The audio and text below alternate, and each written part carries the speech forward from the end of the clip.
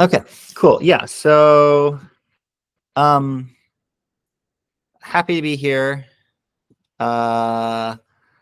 This talk is called Autonomous Organizations and Convivial Assemblages, which is a mouthful. And I think when I wrote the description for this, it was around exploring the tension between some of the core words that we use in the space, and in particular related to like local DAOs or earth-based, land-based initiatives that use decentralized protocols in various ways. And I would generally say that the language that we have to date seems incredibly clunky. And I find myself in a position of wanting to make up words or use words in different contexts. And there's some of that going to be happening today. But hopefully one of the goals or sort of outcomes of this process can be to think through what our language and what our metaphors and what our terminology does and what it's about. And so maybe we can have some discussion about that later on as that feels appropriate. So just a little about me. I'm AWS. I am the executive director at a nonprofit here based in the States called the Regen Foundation. We are the nonprofit arm of the larger Regen network. And I rehash and rehearse the sort of like topic sentence of what we are pretty regularly as a way of sort of honing the strategic vision of the organization and why it exists and why should it exist. And this is what I came up with earlier in the spring, and we'll try it out. And if I were to try to define the Regen Foundation more broadly, I'd say that we pilot foundational research on ethics and technology related to ecological governance at a grassroots level. And that might leave a lot of like ambiguity about what that exactly means. But I would say more specifically, we're interested in the role that decentralized protocols related specifically to ownership, governance, and sensing play in this process. We can unpack like a number of ways that why ownership, governance, and sensing are the three main words here. Sensing and verification are kind of one and the same in a way over the course of this presentation. But I'm also like kind of just wearing my own hat. I work on a lot of this stuff when I'm not wearing my executive director hat, and I identify as an artist and a designer. I have a design background. I'll share a little bit about that in a second. So this is like, sometimes I'm not sure when to put the logo of the company on it or not, because it's sort of all in this sort of smoldering lava stew of ideas and all this exciting shit that we're doing with new mutualism related to protocols and stuff. So the Regen Foundation spends a lot of time working with different orgs on an international scale, supporting grassroots governance related to local sovereignty internationally. And I'm not going to be showing a whole lot of images of this kind of stuff, because this talk is a little bit more kind of around in the abstract and around concepts and ideas. But I want to like actually land this in context to say that we tangibly partner with different orgs in different continents, many of them indigenous nations, around definitions of value, right relation, and well-being that are local and specific to context, and how those local definitions of life and well-being might propagate up different scales or systems in order to inform policy, legal processes, economic processes, etc.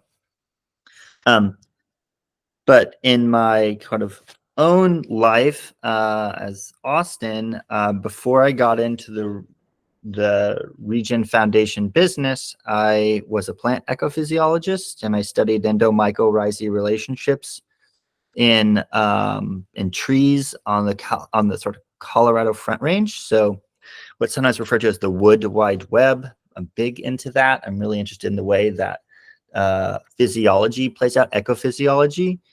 And we can understand ecophysiology as the way that organisms structure and emit information into their environment, and also change the composition of their environment in order to make it a more suitable habitat for them and the larger community that they're within. So ecophysiology deals a lot with how plants talk to each other.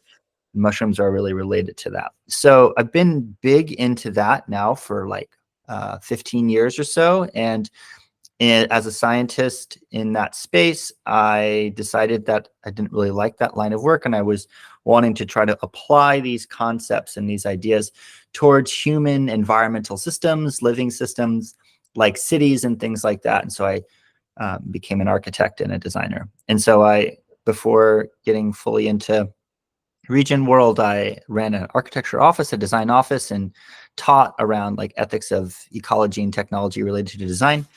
And I still do that. This lower right one is this building that I did Hello Everything, my old office, did in Copenhagen as part of an exhibition at a museum there. And the reason I say these things is because, yeah, we're more than just the roles that we have at a particular institution, but we're like, I identify as an ecosystem just more broadly that relates to a lot of different things. And yeah, I really feel bugged by the premise that in order to introduce yourself, you have to identify as a role according to an established institution, which brings credibility and legitimacy to what you do. So you can kind of wear the roles of institutional affiliation with some skepticism or on and off. But yeah, I'm a person and I'm also part of the Region Foundation. Okay, so let's kind of get into it. I'm going to start with a couple of hot takes that I think are kind of motivating this presentation, and they might be a bit disjoint, but part of the work that people do is to form relationships across things in meaningful and constructive ways. So I trust that maybe some connections will be made, although they might not be obvious. So the first hot take is that willpower, just in general, is overrated. Walls and locks work like super well. If the door's locked, you can't go into it. You don't have to rely on your will or some intrinsic trait or attribute about your character in order to do that. And same thing for walls.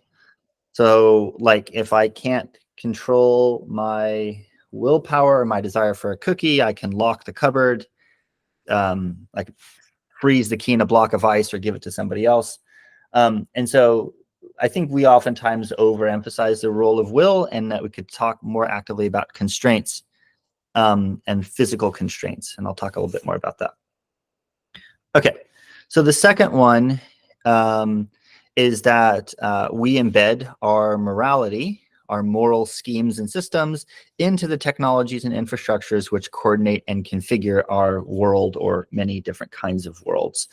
There's no such thing as being neutral on a moving train. There's no such thing as a politically neutral piece of technology or infrastructure. We oftentimes think about will and sort of personal behavior being the way in which morality and ethics are articulated. If I can let this second hot take build on the first one, it's that we actually embed our morality and our ethical systems into technologies and infrastructures which coordinate our lives, and we should be looking at them. It's not just a matter of personal action, but we codify it and formalize it in weird ways.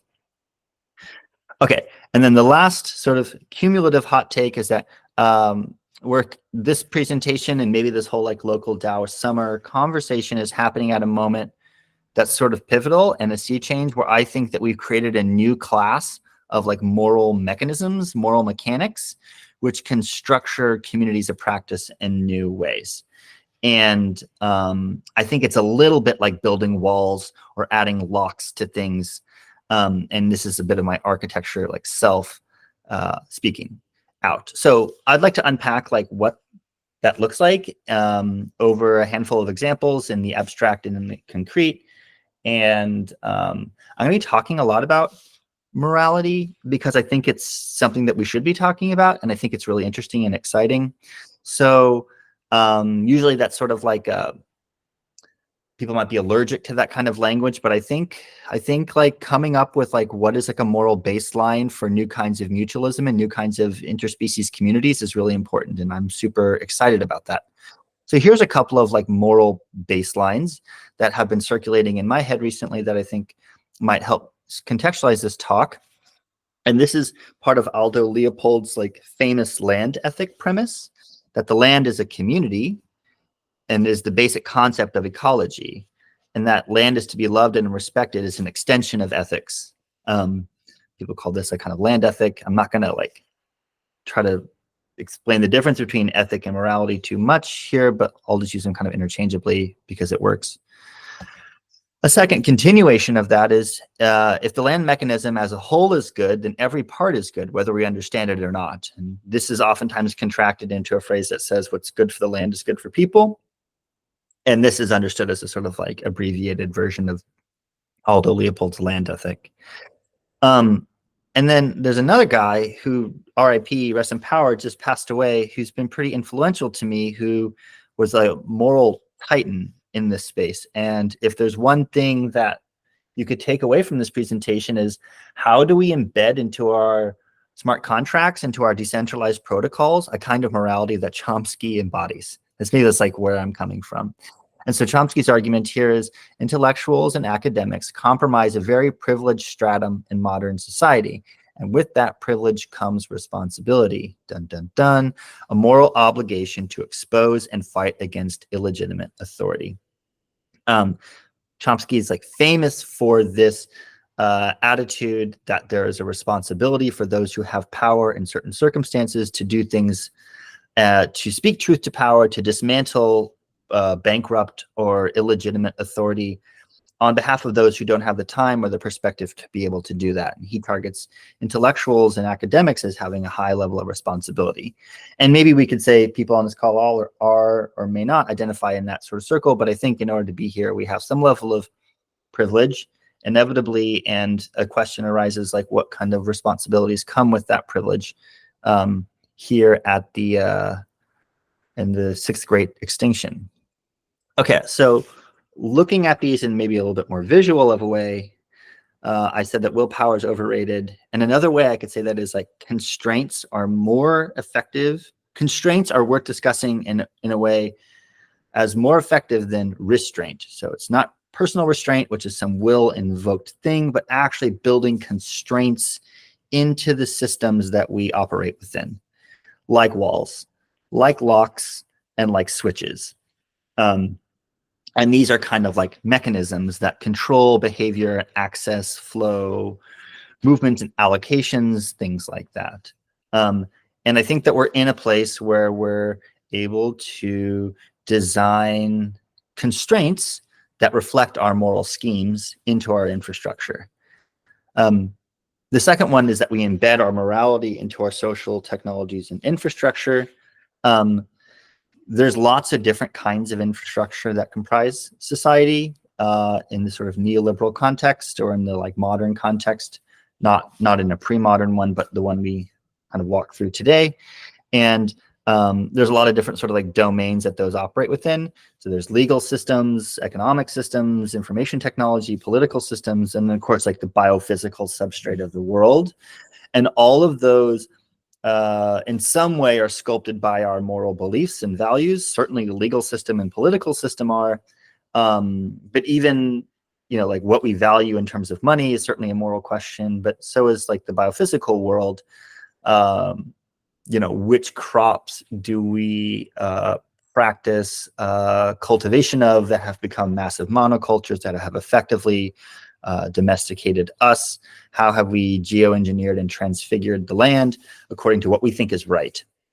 And maybe I could say that a working definition of morality is a set of actions or behaviors based on what we think is right.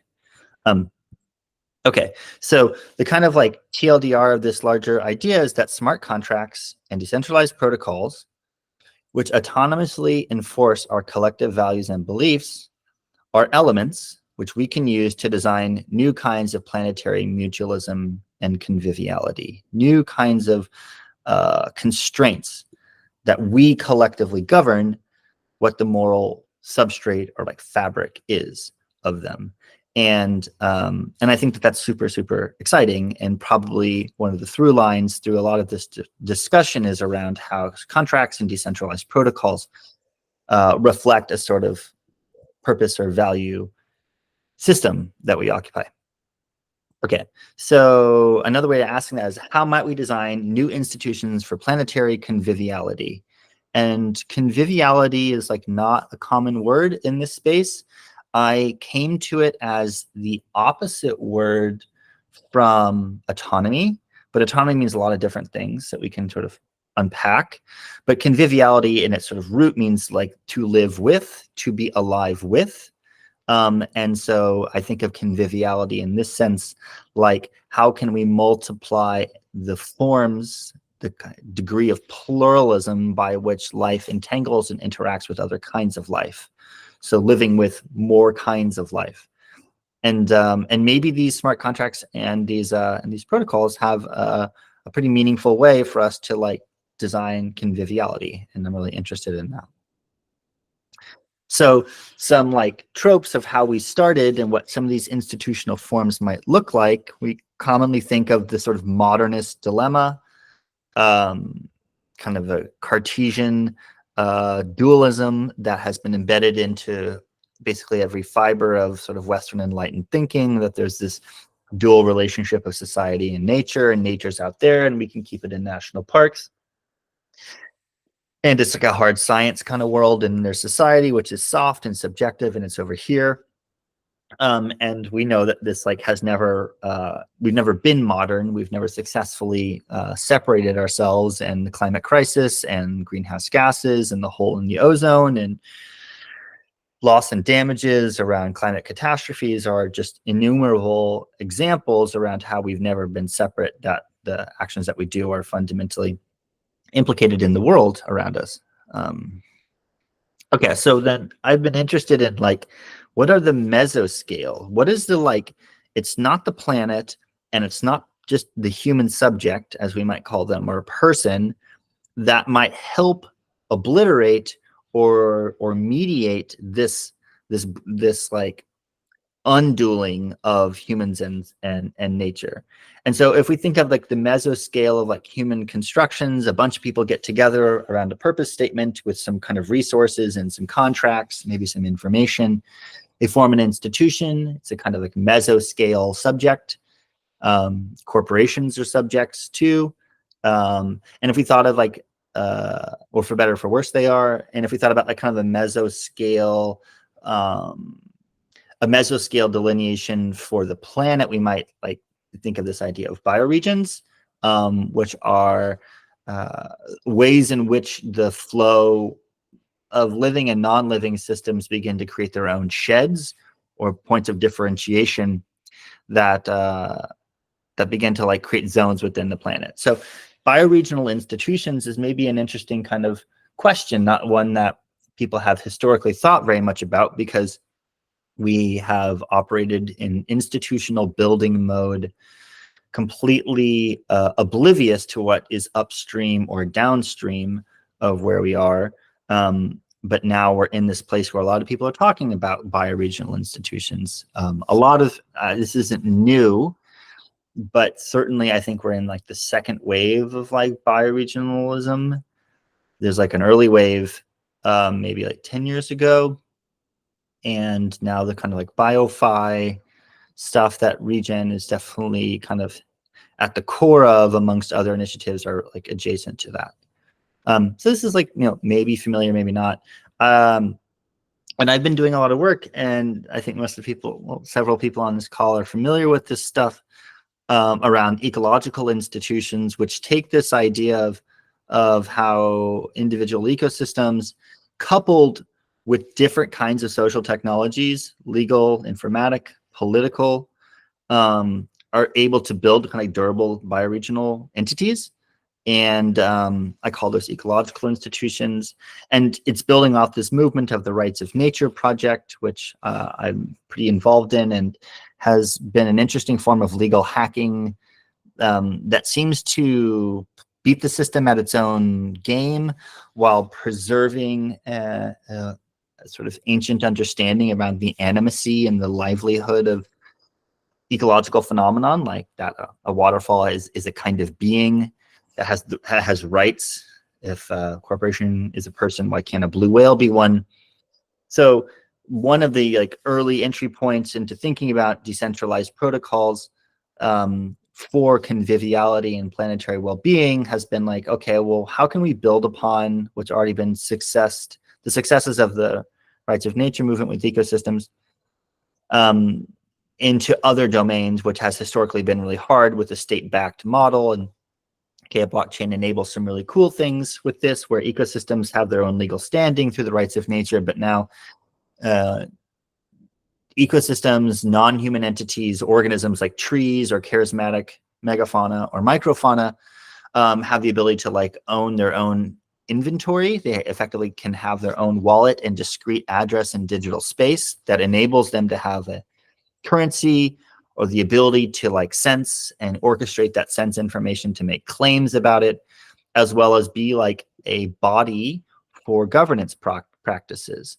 So this larger idea, ecological institutions, which I'll touch upon a little bit at the end here, kind of unwinds how that actually plays out, how we're like welding,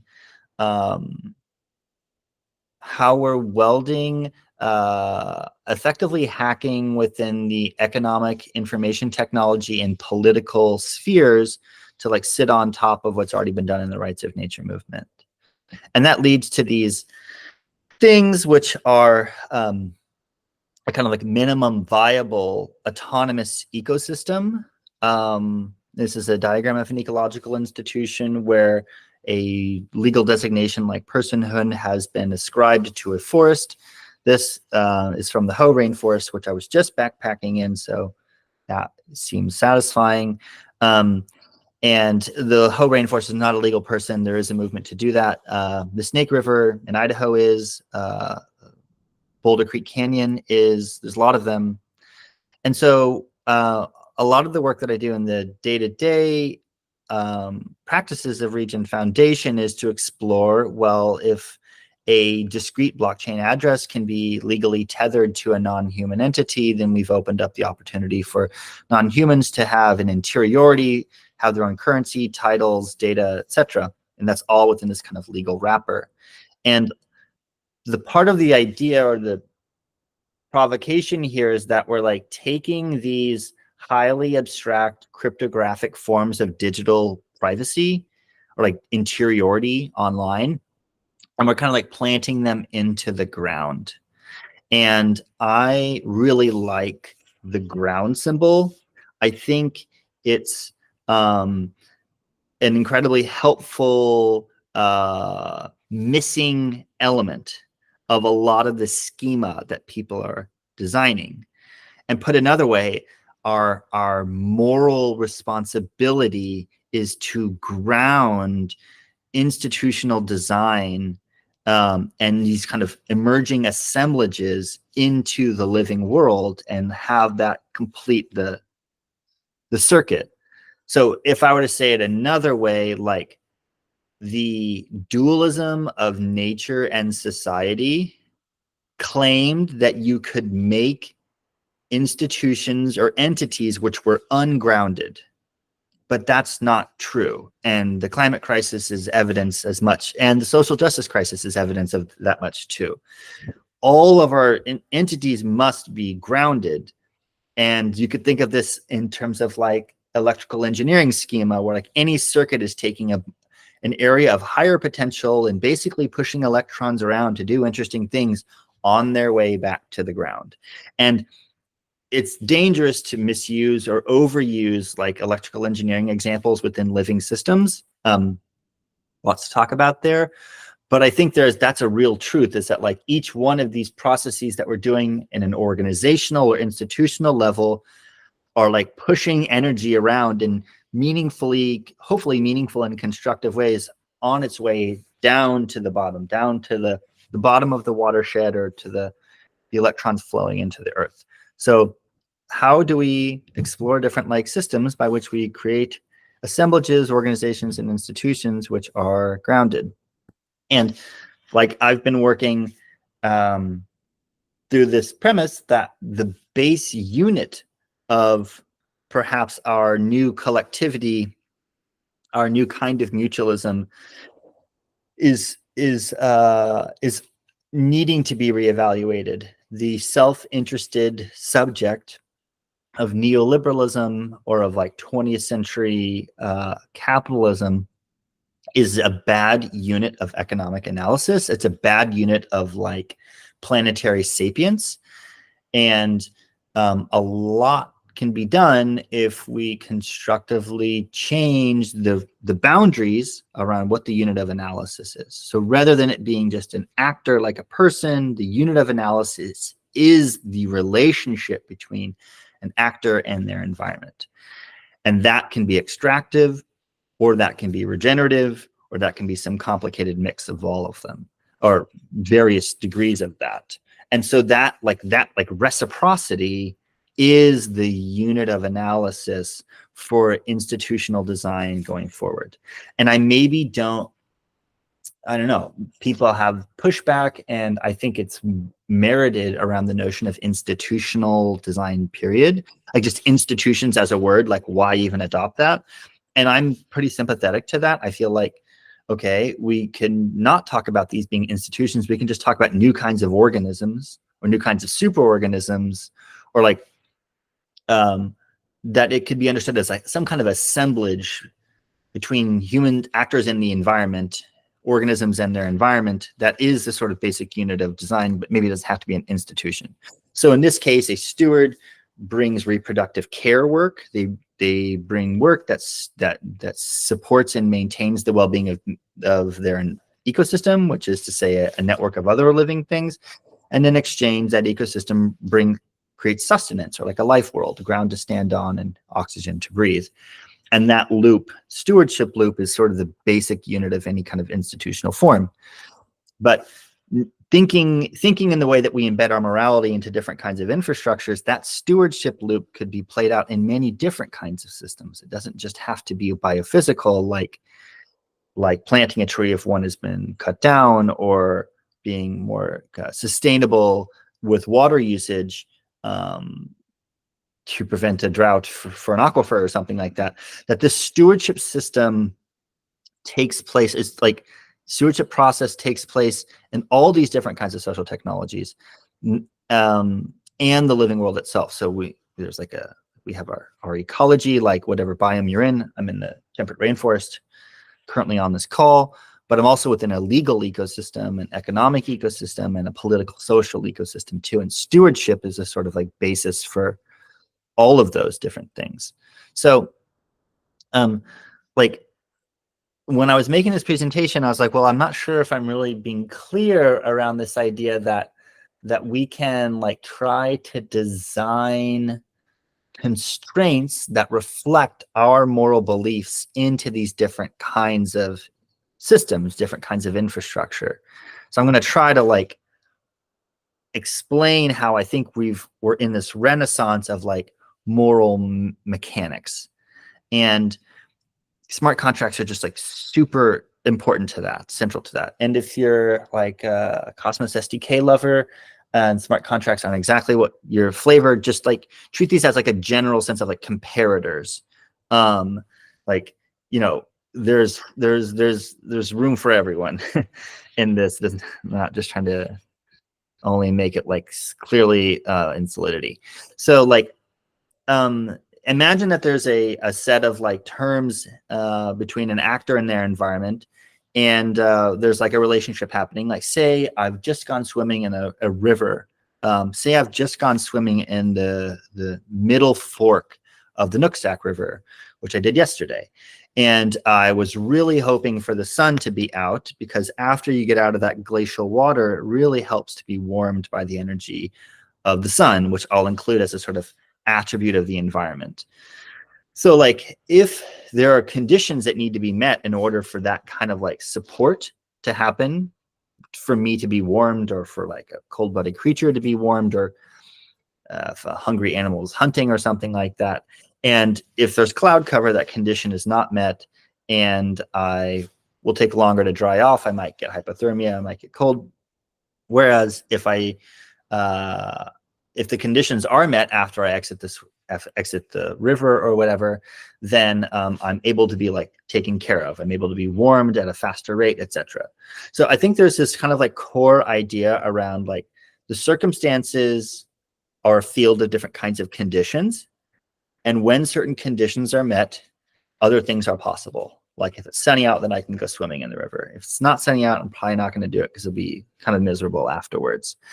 And that basic like switch around if terms are met or not is something that has historically been the responsibility of webs of trust or like God-fearing citizens to like uphold.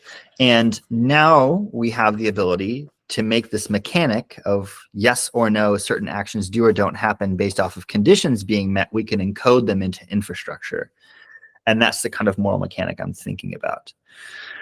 So I'll show a few like basic examples that might be kind of like archetypes of new kinds of convivial assemblages. And yeah, they're all in a way like talking about DAOs, but I'm not doing it in that language. And the first one is like the reflex, like a reflex agent. And you can imagine that a digital address that's could be like, you know, within the legal wrapper of a river or of a non-human entity, like an ecological institution, an example, but it didn't have to be. It could just be like a kind of treasury that like flow of either information access or resource and funding or like contracts and titles are contingent upon conditions being met. And we could say that there's some oracle that like satisfies those conditions, and then things can happen. So it's like a switch, like being blown in the breeze or something like that, that connections are made possible when conditions are met.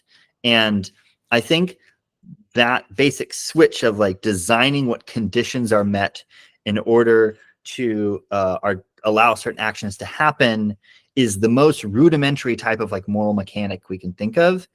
Good friends, I would suggest one of the genuinely innovative thinkers in this space as an art project, a land art project, this group Terra Zero out of Germany did a pretty good example of this with an NFT that destroyed itself if the global carbon average exceeded 2 degrees Celsius increase.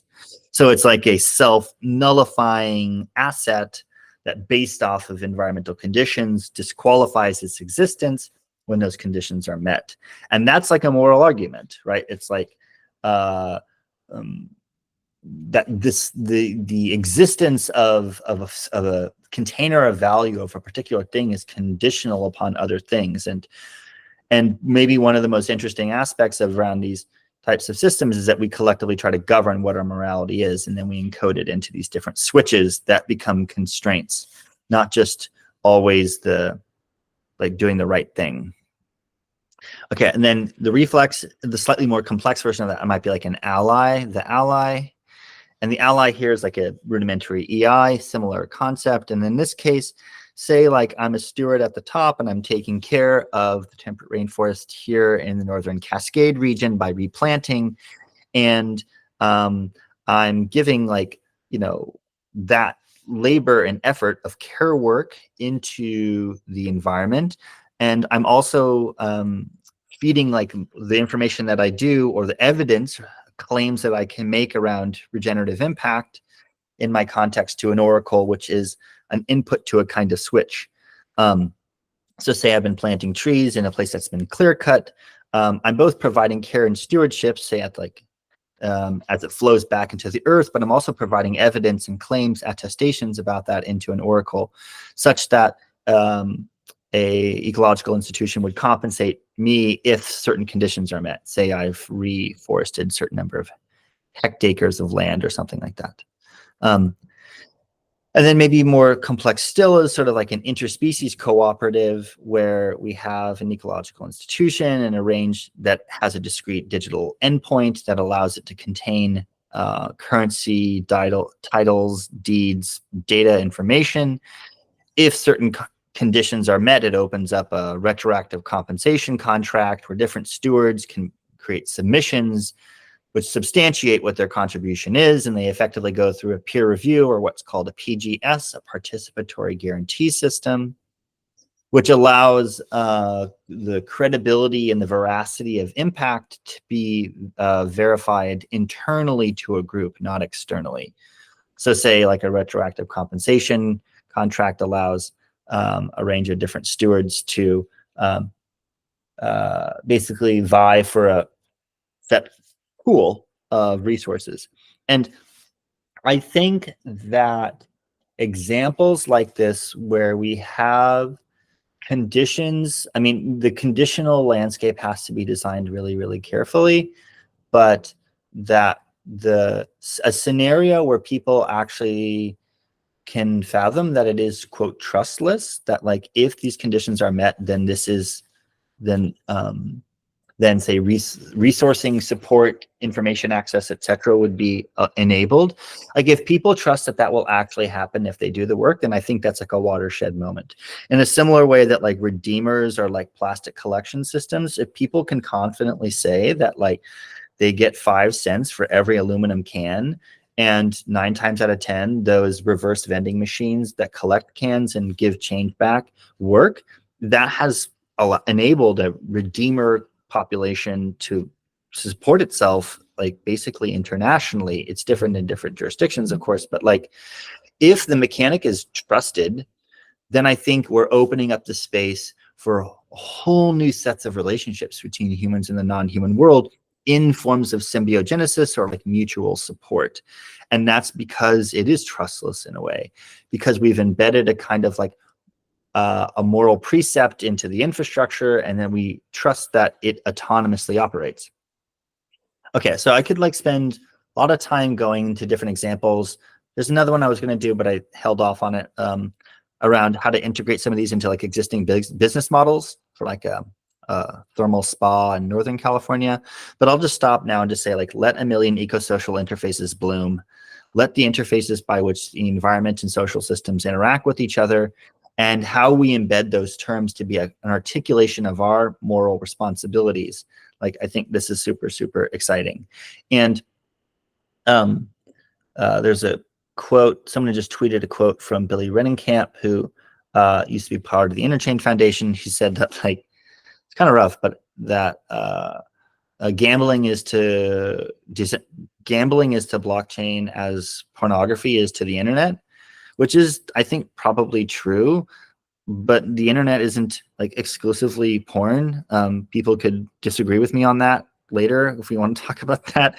But there's a lot more going on than just that. Not to say that that's not a big part of it, and that's not an endorsement either. But like, there's a lot more going on to the internet than just that. And in the same way that like decentralized protocols and blockchains, there's a lot more going on than just like this purely speculative nature and a tendency. We have the ability to actually build switches and mechanisms that align our moral responsibilities to be maintained in a constraint-based system, not just an effective willpower. And I think we're just blooming into that, so that like rather than having walls like in an architectural plan, we're able to build contracts and agreements which effectively operate like durable switches that uphold our collective values, and that we can we can cover more ground more impactfully from that, because people can trust that they actually do what they do. It's not just like made up, which seems like most everything is. Okay, so we can talk more about this from the context of ecological institutions, this piece. I'll just flash that slide and say a few things to close. That like, I've been basically dancing around the idea that of this word DAOs, and calling them, you know, various forms of like web-based communities or collectives or cooperatives who use decentralized protocols to own and govern different common resources. I think they're just a continuation of the commons. And so we're basically making like durable building blocks of moral logic that are allowing our commoning protocols to like grow. I think of it like Lego blocks of like moral conditions and stuff. I think that that's really cool. So actually, this is all just the commons. Okay, second kind of closer is that what the goal that's going on here is like to shift from an object resource-based model, like an extractive neoliberal model, past the sort of rights of nature subjecthood model into like an institutional form where they're like these hybrid entities.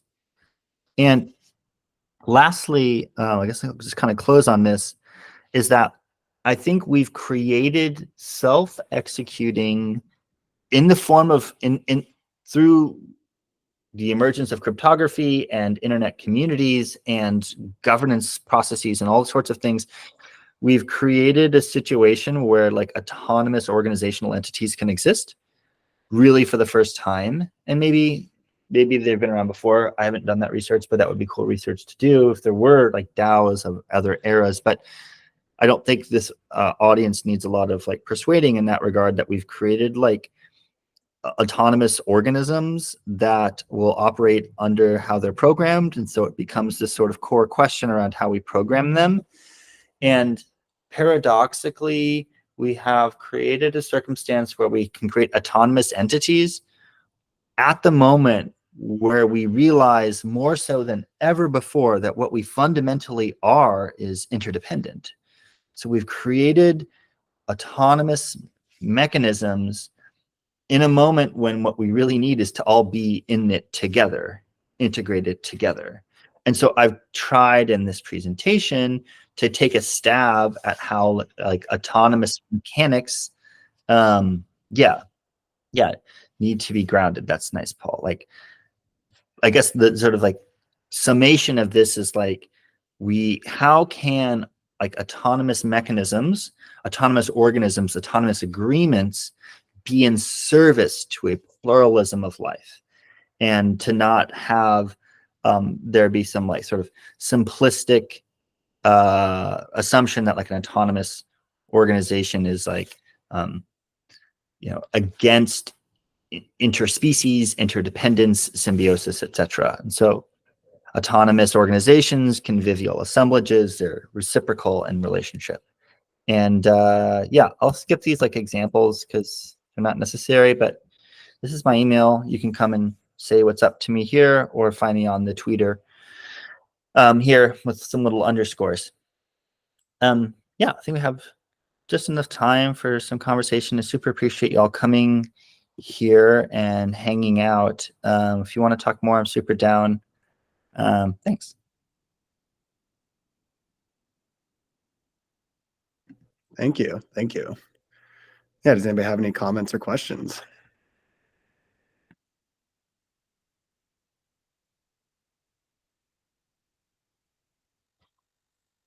Cool. Got it there. We have 30 minutes to spill over. Yeah, if that seems like it's merited, that's cool.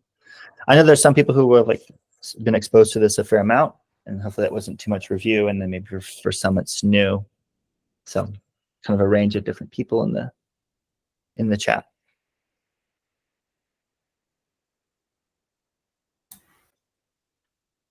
Austin, I was curious.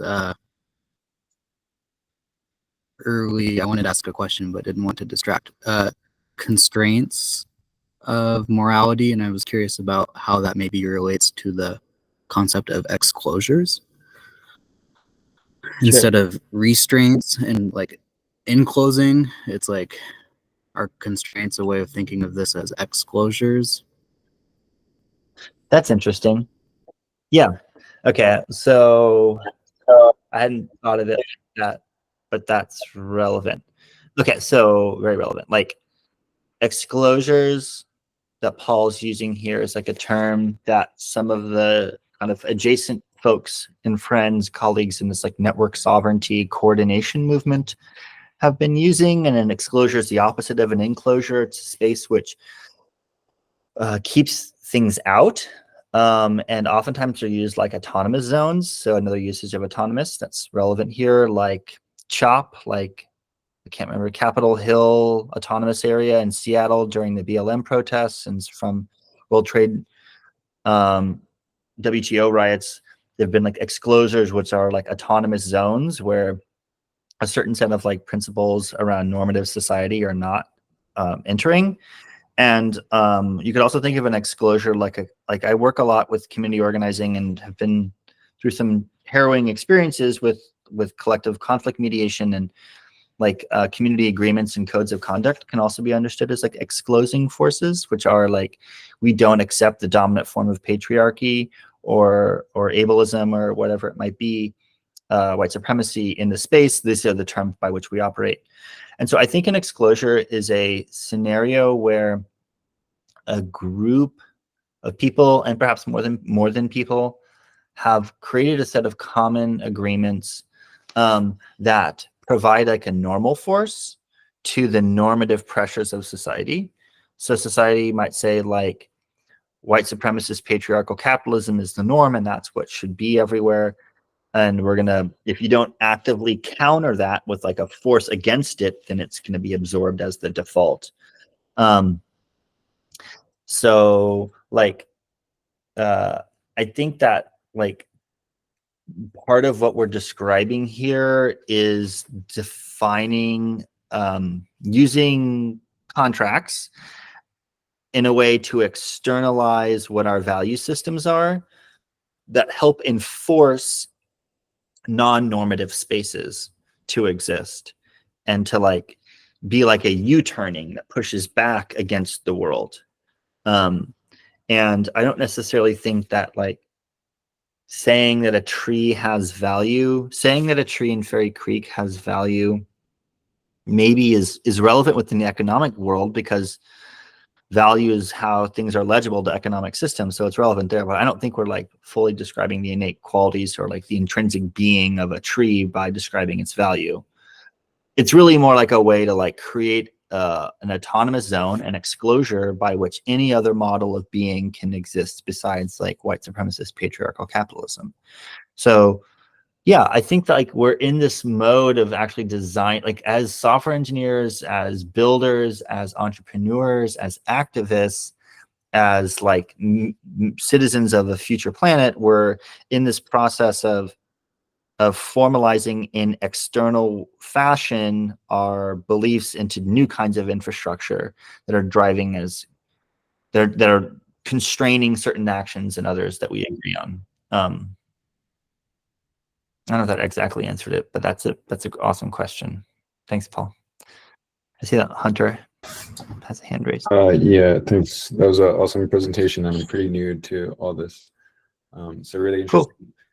But yeah, I'm wondering like where the okay, when this might be kind of a basic question, but like you cut down a tree, you sell the wood, like there's value that is acquired. So like where's the, when you said like a forest can have a wallet and can have money, is it like a money that is native to that forest, or like where is the actual value coming from, or is it just being pooled into a treasury by people?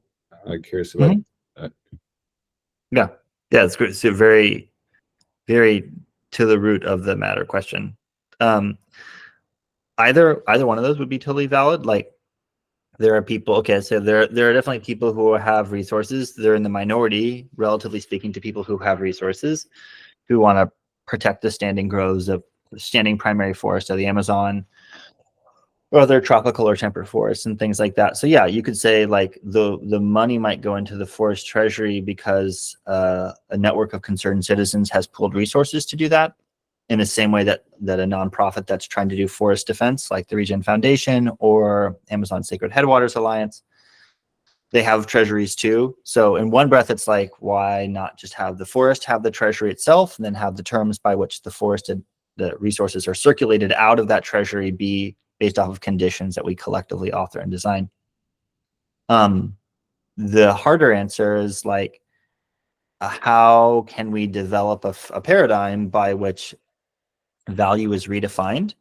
And that's generally the interest in the intention of regenerative economics, which is to say that there's value in living systems, just like in extracted or dead ones. And I think that's a kind of continuation of like care work, where throughout the 20th century, care work, like in the domestic sphere, was considered unproductive labor.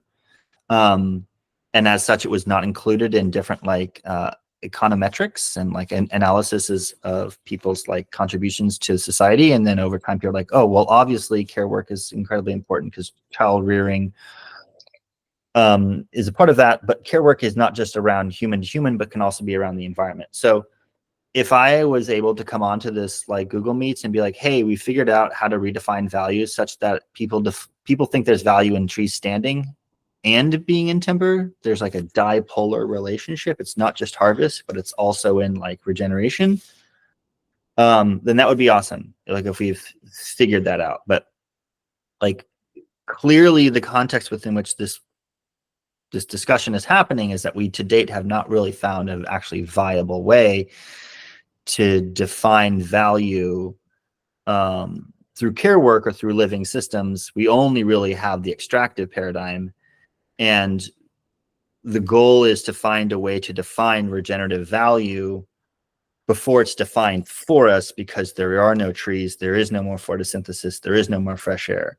So we will definitely value standing trees when there are no more left. Like in the same way that we will definitely value fresh water when there's no more water left. It's not a matter of if we can figure out how to value life. It's a matter of when, and hopefully we don't have to have it be a complete mindfuck collapse in order for us to value that. So this presentation didn't really address that, like systems around defining value.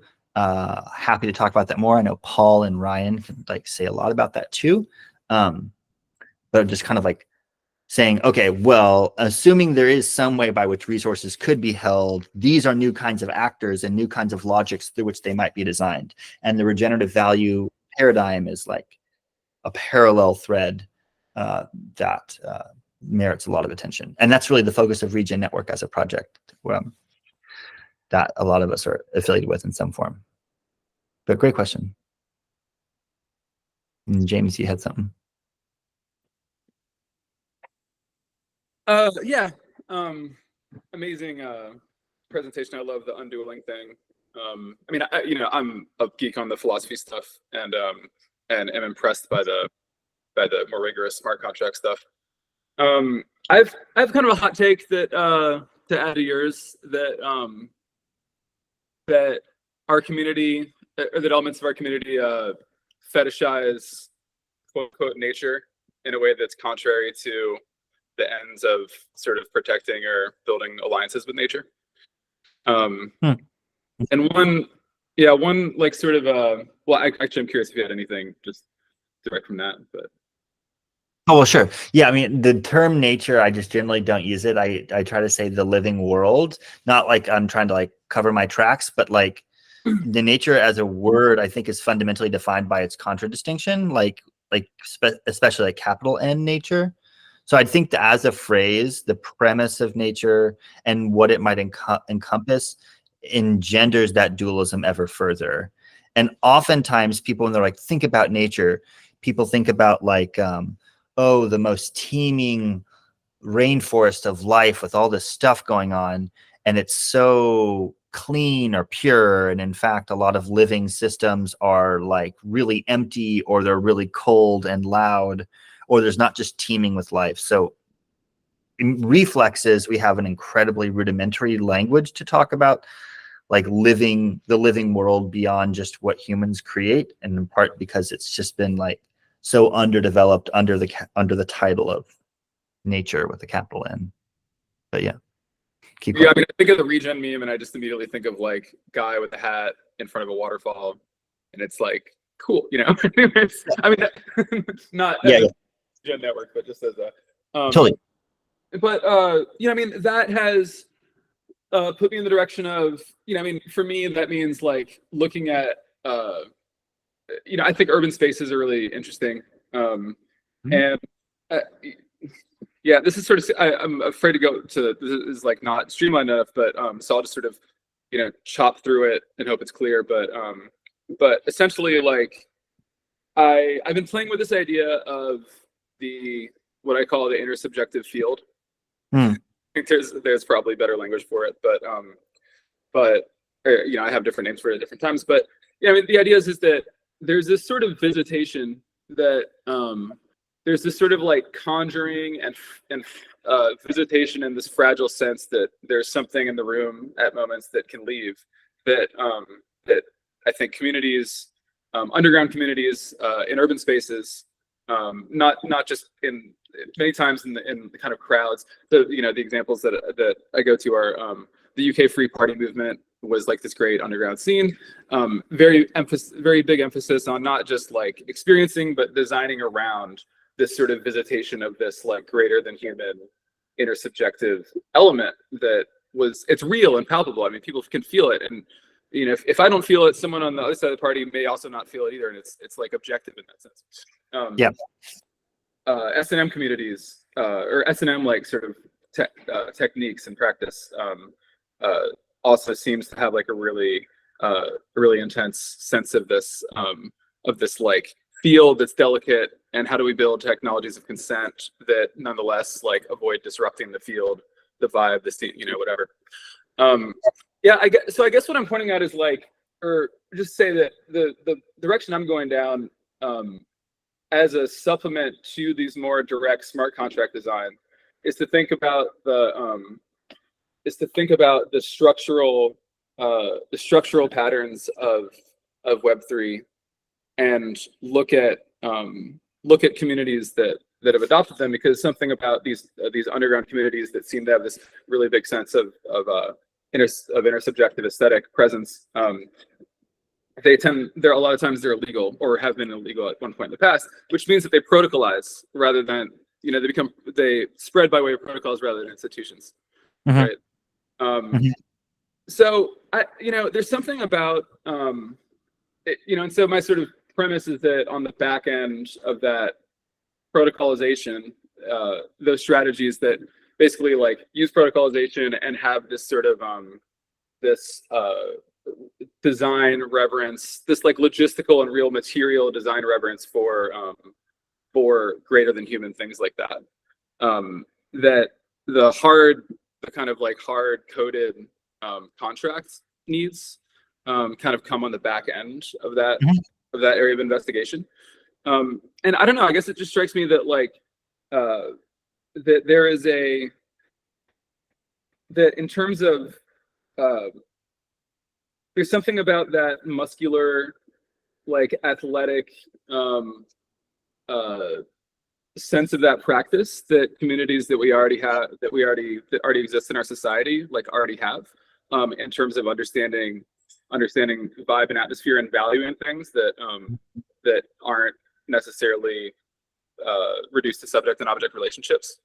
That there's really like a force there to be mobilized, and I think that it can be mobilized in the direction of the kind of ontological shifts that need to be developed in order to begin to value things, to value the kind of ecological assets, you know, whatever that you're talking about. So I don't know, I guess I just wanted to throw that out there, that that as sort of another side of this of the direct contributions that Web3 has in terms of like the direct hard-coded technology, there's this other element of Web3 structural logics giving us the X-ray goggles to look at our society and see what elements of our world is already on the verge for very different reasons, and maybe for a bunch of different reasons within themselves, of the sort of ontological shift that will make that the discovery of those value things that those hard-coded contracts can be built around. Where to start?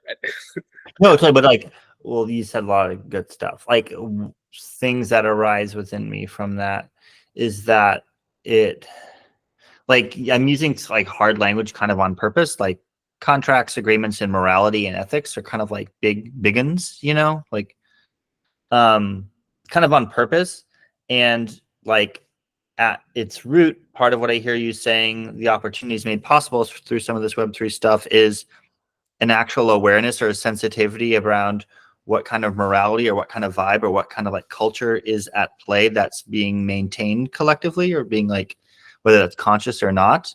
And before any kind of like bits or bricks can be formalized around how music might be accessed or paid for or circulated, or ecosystem might be valued in some way, that it invites a kind of active question around like, what culture do we actively produce and maintain like in the sense of like there's a normative system, and in order to be something that persists in some way, you have to define a culture, or like whether that's like formalized or informalized, that there's a culture that's like, no, we're not this, we operate in a different way, we have an identity, we listen to music of this style or whatever. And that, like, at the root of like conviviality maybe is an idea that there must be many ways to live, and that there has to be a high level of sensitivity and respect to understanding the many ways that people live and like vibe, for lack of a better word. And I was at this 24-hour drone festival in upstate New York like a month or so ago. It's like 300 people in this old warehouse, and it was in 24 hours, so you stayed the night there. And that's what came to mind when you were talking about in my mind, I kind of thought like, oh, maybe James is sort of talking about like, one way of thinking of this is like epi-consent, where there's consent happening that's more than just held within the individual body, like a collective consent around certain ways of practicing or being. And for me, I brought a sleeping pad and a sleeping bag, and I didn't know anybody there. There's 300 people, but I chose to like sleep in very close proximity to 300 strangers in a kind of consent that I had practiced at everyone else, that it was like, it was a safe space, or a particular kind of safe space. And so it makes me think about like, what are consent spaces? One version of what you brought up is like, how do we think about like the culture of consent and safety as something that's not just held within an individual, but that's collectively held as like an epiphenomenon, bigger than just what an individual is, and those sorts of patterns. And inevitably, like if you try to hard code that into some system, there's probably some compression, there's quite a bit of compression and violence and disfiguration to the original vibe that happens if you try to encode that into a smart contract. Like, it's not going to work. So like, or maybe it could, but it needs a lot of care. And that process around the care of like translating cultural practices, consent practices, vibes into like sort of terms that seem like they're quantifiable or discrete is an opportunity for a lot of disfiguration to happen, and also an opportunity for maybe something really meaningful and interesting to like to discuss, like what does that look like. And for me, the most formalized way I know about that is through like community agreement processes and codes of conduct, which are kind of like backstops to be like, there is no transphobia allowed here. That's like a hard switch, and it doesn't do justice to the nuance of the culture, but it does provide some like baselines.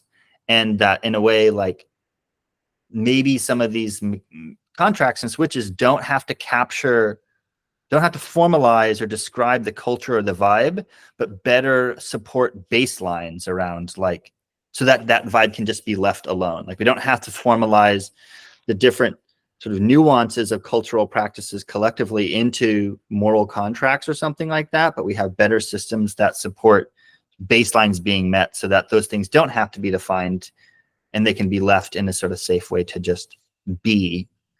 I don't know, there's a lot there. I'm not sure if how I responded like met you, but I love the prompt.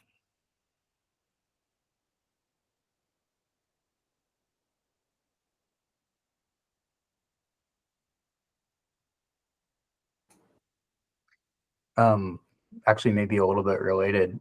How would you protect against bad actors in such a ecological institution with these switches? And maybe the switches are broken, and how do we upgrade them? Or Right. On that. Yeah, I mean, totally.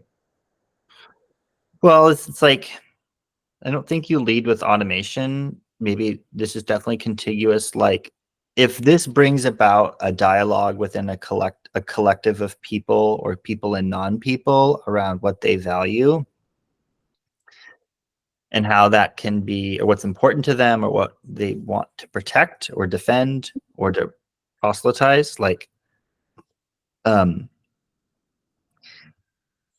they're like every input, like everything, it's like opening itself up to like a pretty like a, it's a, if you're opening up a lot of the stuff to the game of hacking, which I feel like kind of what this is, then you invite hacking in the counter, And I think leading by automation, like here, now we've made a smart contract that, I mean, I'd love to like kick a digital soccer ball between 5 different DAOs based off the direction of the wind.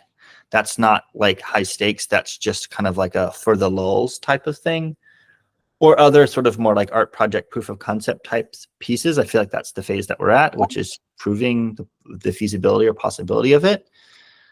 I think that if you lead with automation and be like, here, we've automated these all with smart contracts, they inevitably break, and they're inevitably need to be manually overridden, and there inevitably has to be a social algorithm or like a purely social protocol that like supports it.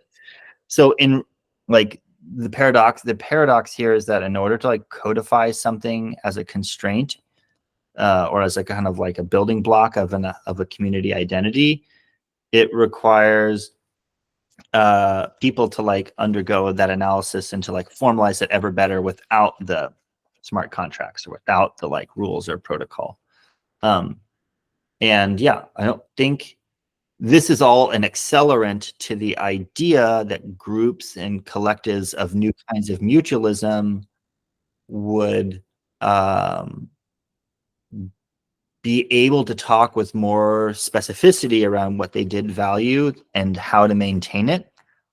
That would be the preamble to being able to formalize it or codify it into some kind of like switch of some kind. And so inevitably we like create these technical systems that allow us to realize that we were always already doing this stuff human to human analog in the first place. And so like we had to build the internet to understand that we are an ecosystem already. Like network theory showed us the interdependence of the living world that indigenous insights and ontologies have known for a long time in various forms and to different degrees. So this is like part of that kind of paradox, I feel like, where the technology is actually just prompting us at the root to like bolster and articulate and formalize these things completely outside the blockchain, completely outside of smart contracts. But it points at the ability for us to look at it. And I feel like that's kind of what James was saying in a way. So you do it manually first and then see how automation might be possible. But especially if it's like sensors always break. They just always break. And I don't. There's certainly like resilience modeling and stuff like that can be done there. So I would say it's a design space that's worth exploring, knowing that it's ripe for faults and ripe for misfires or false positives and stuff like that. And that maybe the point is that it is a design space and we should be like designing in this space and being excited about that. Ryan Christopherson has his hand up. Yeah, first off, thank you and the organizers for this. This has been very interesting and I'm familiar with the work, but this is also introducing some new concepts and ideas that's building on it. So very grateful. Likewise. One thing that I'm kind of noticing is that you're using a lot of terminology like convivial and consent and relationships and maybe social protocols that need to operate alongside ecological institutions, but you're avoiding the word governance, and I'm wondering if that's intentional. Oh. And if there's democratic governance processes that potentially would be integrated with these ecological institutions that would maybe make up for that social protocol or that convivial aspect, I guess. Like, what is the role of a community or a group of delegated actors of some sort that are helping to ensure that the ecological institution or the protocol is being fulfilled as it's intended? Yeah. Maybe the result of this conversation and James's, Paul's, and yours prompts is, and Hunter's too, is like that there's a space that we could mock up here. And there's the more formalized, like discrete space of governance, which would be like a proposal on groups or DAO or one of the other ones. that's a pretty formalized process that people could kind of unambiguously describe as governance. And then on the other end, there's the kind of like the conjurings of the vibe that if you talk about it too much sort of spoils it. If you formalize it too much, spoils it. And so I think I didn't intentionally not say the word governance. But I think governance is also kind of like a last resort, or it's the result of a process that it's the result of a process that takes many different forms in a kind of organic way that culminates into what we might describe as governance. But so like it's some groups, like I've been in community and been in like mutualist community organizing mode in scenarios where I thought governance in a kind of clear way was definitely the best thing, because some of the people in the group liked to talk until they felt like everyone else agreed with them. And it was more or less like a race to see who had the most time on their hands to discuss a particular topic. And I was like, no, I just want to vote yes or no. It's better. It's actually better for the culture to just thumbs up, thumbs down this versus having a discussion. Because I don't really want to go to that dinner where we talk belatedly about something. And so I feel like there's times where it's informal and other times where it's more formalized and that feels appropriate. But I feel like part of under the hood, this discussion is like a process by which collective identities of people and people and more than people together in various forms formalize values into discrete models, formalize their values into discrete terms that that people can get behind, like no transphobia, for example. How that actually is maintained is like a more complex thing. So didn't avoid governance, but we could revisit this to be like, how do groups... Yeah, I mean, I wasn't like trying to sort of poke in the wheel or anything like that. No, that's good. Actually, it was an observation because I just feel like that's the topic that is front and center for me. Is like, we have all these protocols, we're talking about all these ideas, but the thing that continuously seems to be broken is governance. And so it's like we can, and then Exunt was obviously talking about or questioning the like smart contract and the mechanisms and whether, yeah, like, I mean, if we're going to have these things exist autonomously to any degree, like I feel like there needs to be some level of governance involved. But yeah. I also like was kind of pointing out governance being missed because it kind of implies like an authority over something, and I think that's something that we're trying to move away from with recognizing ecological institutions or living persons other than people and corporations. So yeah, I wasn't trying to like point out or be clever or anything. I was curious, and it got me on a tangent of my own thoughts about like whether governance is a word that we should actually be avoiding, because it does imply like some aspect of an authority over how something operates. And or maybe it implies a level of formalization that can be dangerous. Yeah. So like, all right, are we all like, if everyone's having a good time and I'm constantly asking everyone if they're having a good time and I need like a yes or no if they're having a good time, it's like undermining the good time. And so like how to actually tread into formalizing what is happening at a kind of epiconsensual or like vibes level is really tricky, and it can lead to like authority. So I'm thinking of the governance as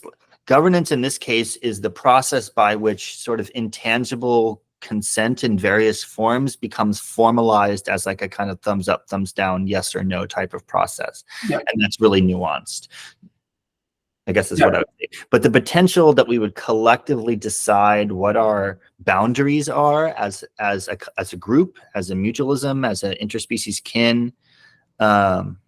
Nice. Formalization without standardization is a big mantra. Yeah, totally. And formalization without compression, or formalization without quantification, or like formalization without disfiguration. all different, like sort of like orbiting around a common issue, maybe some of those other versions of it. But it's really cool that we could think through what, like, there's nuanced space in this, and then there's also like hard boundaries. And groups have hard boundaries that I don't think are that hard to like practice governance over. And maybe some of those like backstop line in the sand baselines are easier to formalize than the je ne sais quoi type of thing. One isn't the baselines are just to ensure that the sort of intangible space and unformalized space is left alone from the normative forces that surround it in a way. Thank you. Yeah, thank you. Yeah, and I echo your appreciation for the organizers and for all y'all showing up and stuff like that. I really appreciate it. Super cool. I'm endlessly receptive to like collaborate with other folks on this. And this presentation doesn't have, but we're exploring this idea. A lot of this is within the context of Indigenous sovereignty, a lot of these ideas, but I'm not really speaking about it from that perspective here, but that's really active in a lot of the work I'm doing in the fall in Aotearoa, present-day New Zealand, East Africa, and the Amazon region. A lot of where this is playing out, so that's cool.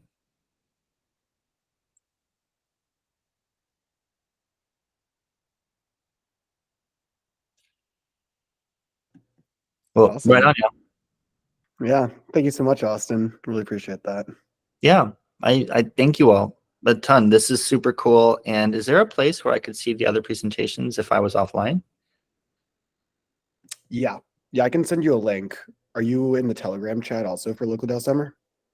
No. Cool. Would you? We can talk. We can text or something about it afterwards, and I can get on that. Yeah, I gotcha. Cool.